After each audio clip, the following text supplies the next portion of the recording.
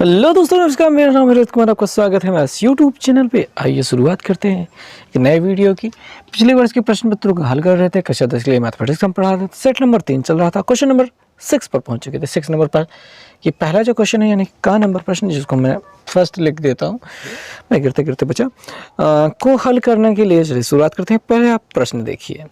प्रश्न में कहा गया है कि ठोस बेलनाकार है जिसके दोनों सिरे अर्धगोलाकार है। ठोस की कुल ऊंचाई आपको दी है 20 सेंटीमीटर। बेलन के व्यास दिया गया 7 सेंटीमीटर। ठोस का कुल आयतन को ज्ञात करना है। पाई के मान 22/7 प्रयोग करना है। तो चलिए शुरुआत करते हैं इसके चित्र को हम बनाते हुए। तो भाई हमारे पास चित्र जो हम कुछ दिखाई देगा, वो कुछ इस प्रकार की आकृति हमको दिखाई देगा कि हम कहेंगे ये बेलन है। इसका ऊपरी हिस्सा और निचला हिस्सा अर्धगोलाकार है, तो कुछ इस प्रकार की वो आकृति बनेगी। और हमको दिया गया है बेलन का व्यास हमको दिया गया है 7 सेंटीमीटर। हम व्यास लिख लेते हैं। कुल ऊंचाई दी गई है 20 सेंटीमीटर, यहाँ से यहाँ तक, ठीक है, यहाँ से यहाँ तक 20 सेंटीमीटर। ओके, इसका आयतन ज्ञात करना है। तो चलिए आइए शुरुआत करते हैं। यहाँ पे अलग अलग भागों को हम समझते हैं। तो सबसे पहला भाग जो हमको ऊपर वाला मिल जाएगा वो अर्धगोलाकार हमको दिखाई दे रहा है। नीचे वाला भी अर्धगोलाकार दिखाई दे रहा है। यहाँ पे अर्धगोलाकार भाग का जो हमारा त्रिज्या हो जाएगी, वो इस जो बेलन की त्रिज्या है उसी का मतलब बराबर हो गए। तो हम सबसे पहले बात बेलनाकार भाग ले लेते हैं। आ जाते हैं बेलन की जो ऊंचाई है, बेलन की जो ऊंचाई है, ऊंचाई से पहले हम यहाँ पे त्रिज्या की बात कर लेते हैं। आर बराबर हम क्या कर लेंगे, 7/2 सेंटीमीटर कर लेंगे। ओके, जो हमारी ऊंचाई है, वो ऊंचाई की अगर हम बात कर लेंगे तो देखिए 20 पूरा है।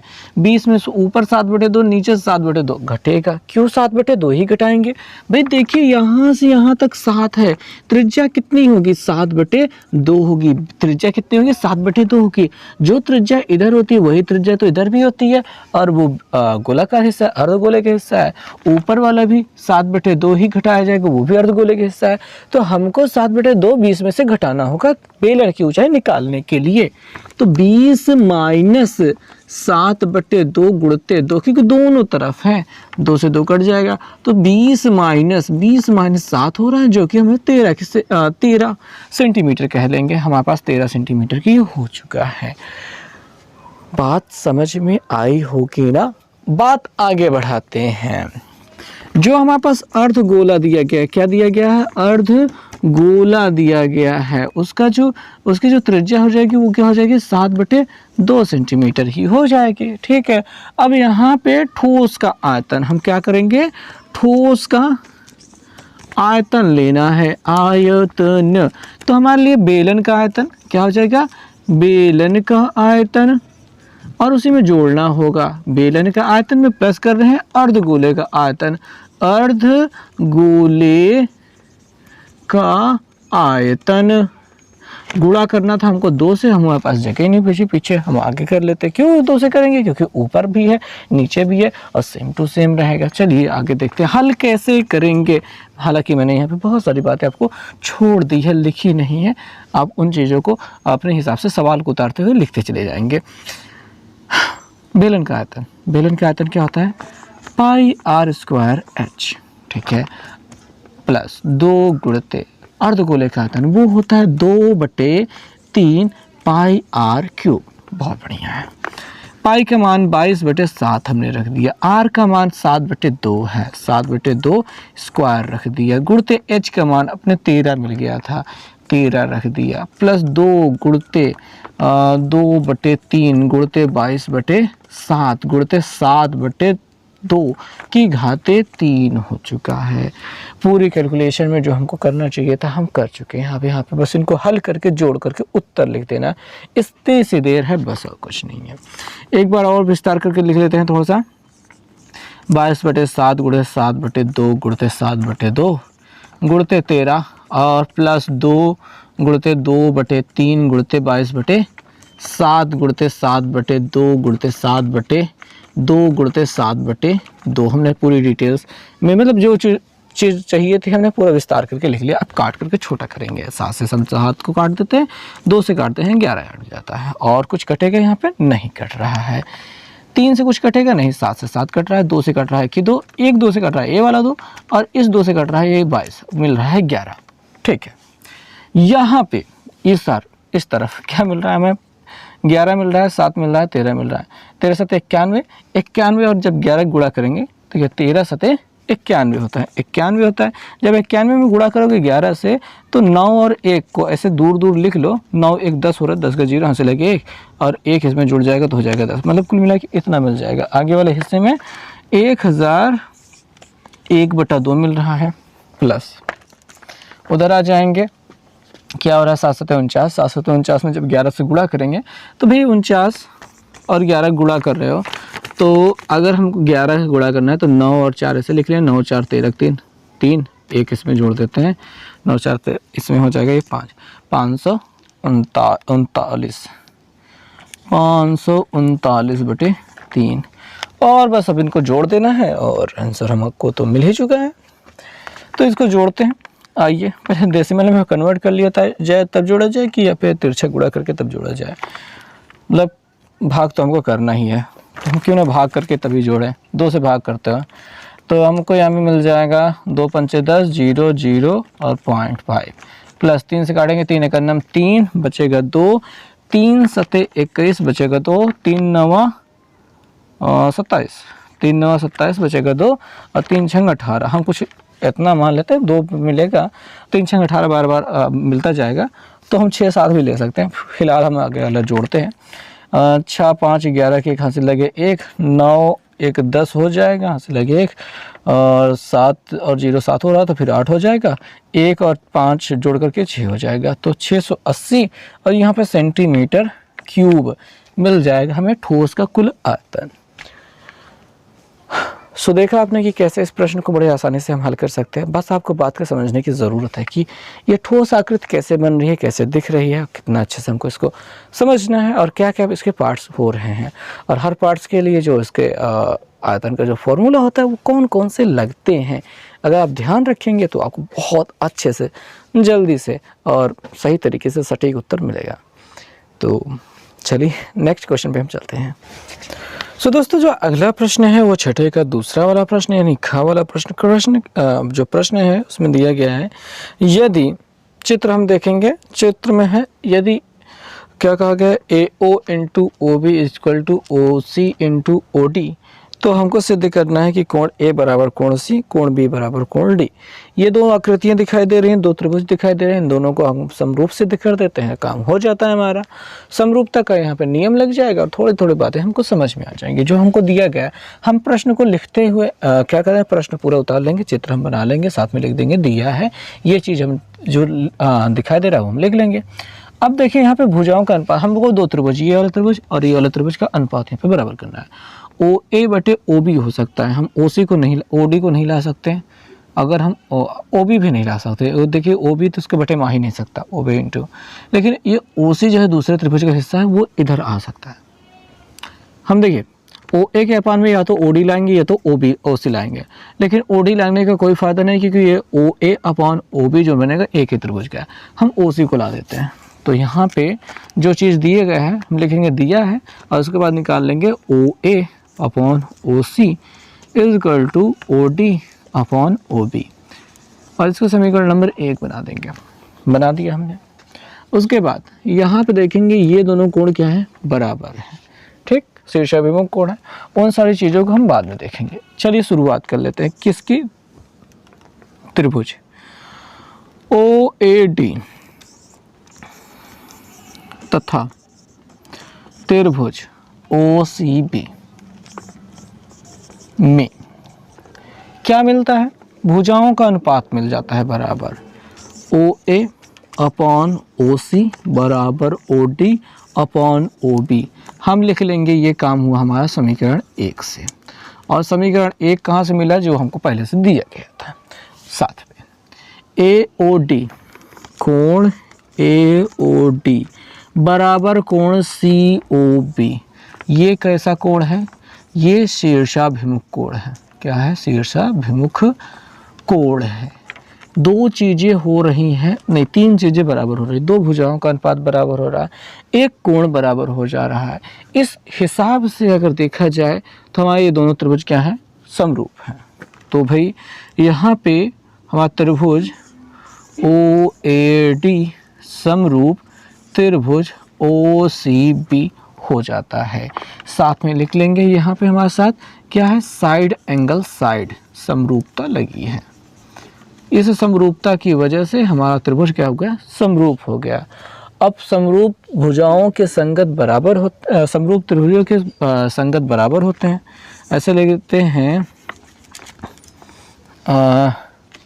जब ये समरूप हो गए तो इनके संगत कोण A बराबर हो जाएगा C के, कोण A बराबर कोण C, और कोण D बराबर हो जाएगा कोण D बराबर कोण B। इतना सा काम हो गया। आगे लिख लेंगे समरूप, ठीक है, समरूप त्रिभुजों के संगत कोण, त्रिभुजों के संगत कोण, ये हम डिटेल ज़रूर देंगे ताकि हमको ये पता चलता रहे कि ये क्यों हो रहा है। तो भाई सबसे पहली बात, हमारे पास ये दो त्रिभुज दिए थे, इनके कोण कुछ भुजाओं के अनुपात दे रहे हैं या फिर उनका गुणनफल दिया है, उससे हमने अनुपात निकाल लिया। मतलब जो भी पत्थर आपके ऊपर फेंके आप उस पत्थर का महल बना लो जो भी आपके साथ मुश्किल समझ में आया उससे कुछ यूज़फुल चीज़ें आप बना लो तो आपका काम आसान हो जाएगा। तो ये मुश्किल सी चीज़ दी थी, हमने उसको अपने यूज़ के लिए उसको थोड़ा सा इधर उधर कर दिया, कुछ बेहतर बन गया। अब दो त्रिभुजों को हम यहाँ पे समरूप से देखना शुरू करेंगे। ये दोनों त्रिभुज हमको दिए, इनका समरूप करते हैं। तो दोनों त्रिभुजों के लिए हमने लिख लिया और जो भुजाओं का अनुपात हमको मिला था वो लिख लिया, जो शीर्षक में कोण मिल रहा था वो मिल गया। तीन चीज़ें जब बराबर हो जाती है तो हम कह देते हैं कि समरूप है। समरूप हो गया तो उसके संगत क्या होते हैं, बराबर होते हैं। संगत कोण बराबर होंगे, A वाला C के बराबर होगा, D वाला B के बराबर हो जाएगा। नीचे लिख देंगे इति सिद्धम। और हालांकि ये 4 नंबर का क्वेश्चन है लेकिन इतना आसान क्यों है यार, बहुत कम लिखना पड़ा। नेक्स्ट क्वेश्चन पे हम चलते हैं। सो दोस्तों नेक्स्ट क्वेश्चन पे हम पहुंच चुके हैं। अगला क्वेश्चन जो है वो छठे का तीसरा वाला हिस्सा है, ग नंबर हिस्सा। हम यहाँ पे थर्ड लिख ले रहे हैं क्योंकि कुछ नहीं, कोई कारण नहीं है। क्वेश्चन है, 2 अंकों की एक संख्या के अंकों का योगफल 12 है। अंकों का स्थान बदल देने पर प्राप्त संख्या दी गई संख्या से 18 अधिक हो जाती है। संख्या ज्ञात कीजिए। हमको यहाँ पे बहुत सिंपल सा, यहाँ पे हर जगह मतलब ये जब भी 2 अंकों वाली संख्या, अंक उलटने वाली बात आती है तो हमें ऐसा शुरुआत में आपको यही करना होगा कि मानना जो आपके इकाई का अंक है, मैं केवल इकाई लिख रहा हूँ, इकाई का अंक x है और जो दहाई है आपको उसको मानना है क्या, y, और उसके बाद संख्या मान लेनी है। संख्या क्या हो जाता है, दहाई में 10 से गुणा, यानी दहाई y है उसमें 10 से गुणा 10y प्लस x, ये हो गया हमारी संख्या। और यहाँ पे अंक उलटने पर, अंक उलटने पर जो संख्या प्राप्त होती है वो हो जाएगी 10। अब की बार इकाई में 10 से गुणा होगा, 10x प्लस y हो जाएगी। आपको जब भी आपको मिल जाए अंक उलटने पर प्राप्त संख्या तो आपको ऐसे ही करना है, शुरू में ऐसे ही मान लेना है। उसके बाद अंकों का योगफल यहाँ पे प्रथम शर्त के अनुसार लिखेंगे। प्रथम शर्त के अनुसार क्या है, अंकों का योगफल यहाँ पे लिखेंगे, अंकों का योगफल बराबर 12। मैं डायरेक्ट लिख रहा हूँ x प्लस वाई बराबर 12, ये इक्वेशन नंबर 1 बना दे रहे हैं। और दूसरा वाला क्या है, कहा जा रहा है, शर्त उतार लेंगे कि अंकों के स्थान बदल देने पर प्राप्त संख्या दी गई संख्या से 18 अधिक हो जाती है। तो अंक उलटने पर जो संख्या प्राप्त होती है वो दी गई संख्या से 18 ज़्यादा है। तो यहाँ पे अंक उलटने पर जो संख्या प्राप्त हो रही है ये ज़्यादा है किससे, दी गई संख्या 10y प्लस x से कितना ज़्यादा है, 18 ज़्यादा है। तो 18 हम जोड़ देते हैं पुरानी वाली संख्या में ताकि वो नई संख्या के बराबर हो पाए, उसकी क्षमता थोड़ी सी बढ़ पाए। आगे बात को हम बढ़ाते हैं, बस हो गया, संख्या ज्ञात करनी है। इस समीकरण को हल करना है तो इस सभी को इधर उठा लाते हैं, 10x माइनस x हो जाएगा और यहाँ पे y माइनस 10y हो जाएगा और ये माइनस 18 बराबर 0 हो रहा है। अब जाहिर सी बात है घटाने पर 9x मिल जाएगा माइनस 9y मिल जाएगा, माइनस 18 मिल जाएगा बराबर 0 हो रहा है।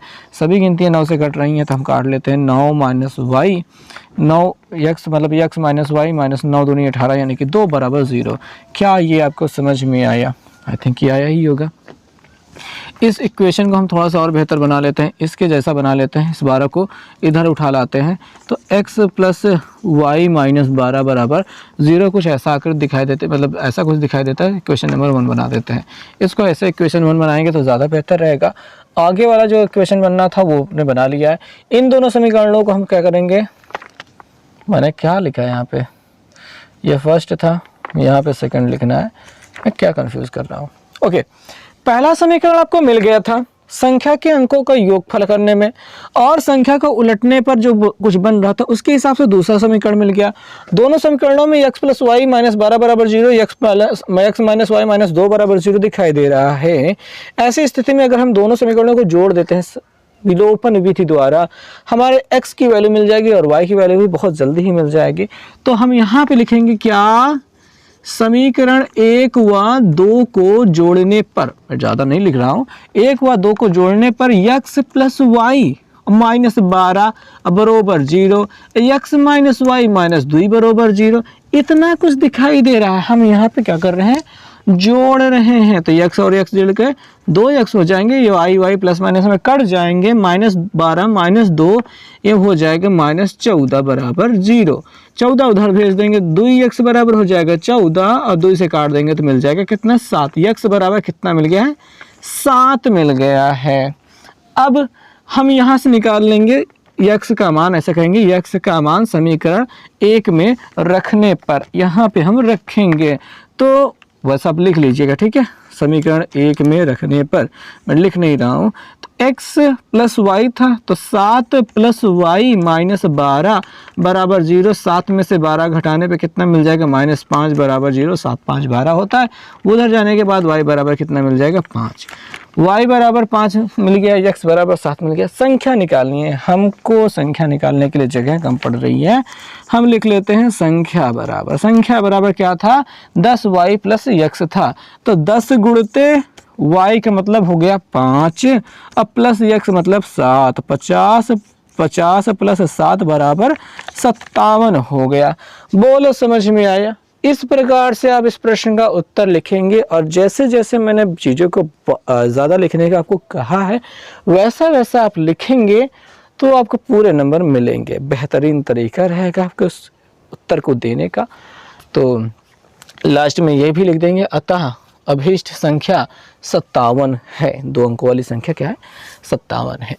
चलिए इस प्रश्न को ख़त्म कर दिया हमने, अब अगले प्रश्न पे चलते हैं। अगला प्रश्न हमको दिखता है छठे का जो चौथा वाला हिस्सा यानी ग वाला हिस्सा। कह रहे हैं यदि ABC त्रिभुज के अंतःकोण हो तो सिद्ध कीजिए। इतना सब कुछ हमको दिखाई दे रहा है, जो हमको सिद्ध करना है वो आप देख ही रहे हैं। अब जो दिया गया हम यहाँ पे लिखेंगे क्या, यदि कहेंगे यदि त्रिभुज ABC त्रिभुज ABC के, मैं लिख ही देता हूँ, यदि AB तथा C त्रिभुज ABC के अंतः कोण हैं तो, कोण है अंतः कोण हैं तो, ऐसा अगर कह देंगे अंतः कोण हैं तो क्या हो जाएगा, A plus B plus C बराबर आपको 180 मिल जाएगा। 180 आपको मिल जाएगा। क्या हुआ, बात समझ में आ गई? आ जाते हैं यहाँ पे बात को समझने के लिए।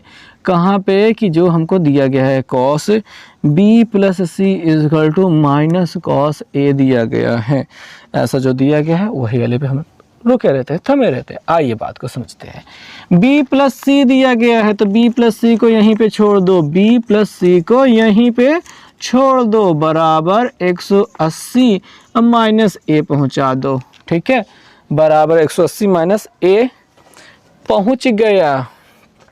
कैसे, हमने क्या किया, B प्लस सी को यहीं रहने दिया, बराबर 180 माइनस A यहाँ पे पहुँच गया। अब क्या करेंगे, यहाँ पे B प्लस सी के साथ cos दिखाई दे रहा है, यहाँ पे लिखेंगे दोनों पक्षों में cos लेने पर यानी cos, ठीक है, ये cos आ गया। cos B प्लस सी बराबर cos 180 माइनस A, ऐसा कुछ मिल गया है। समझ में आ गई बात। अगर आपको ये प्रश्न आ रहा, मतलब आ जाए एग्ज़ाम में करने के लिए, आप यहाँ तक आ गए हो ना, तो समझदार, अगर आपको याद नहीं है तो समझदारी बस इतनी सी है कि cos b प्लस सी ऐसे लिखो, बराबर इसको लिख दो माइनस क्या, cos a, जो लास्ट में लिखा गया है वही a लिख दो। आंसर हो गया, सिद्ध हो गया। अब ये आता क्यों है वो हम समझाते हैं। आपको त्रिकोणमिति फलन में, त्रिकोणमिति जहाँ पे अनुपात दिया जाता है, पूरक कोणों का त्रिकोणमिति फलन जो अनुपात निकालने को कहा जाता है, वहाँ पे आपको केवल इतना सा मिलता है, साइन 90 माइनस थीटा बराबर कॉस थीटा मिलता है, बट 180 माइनस थीटा नहीं मिलता है।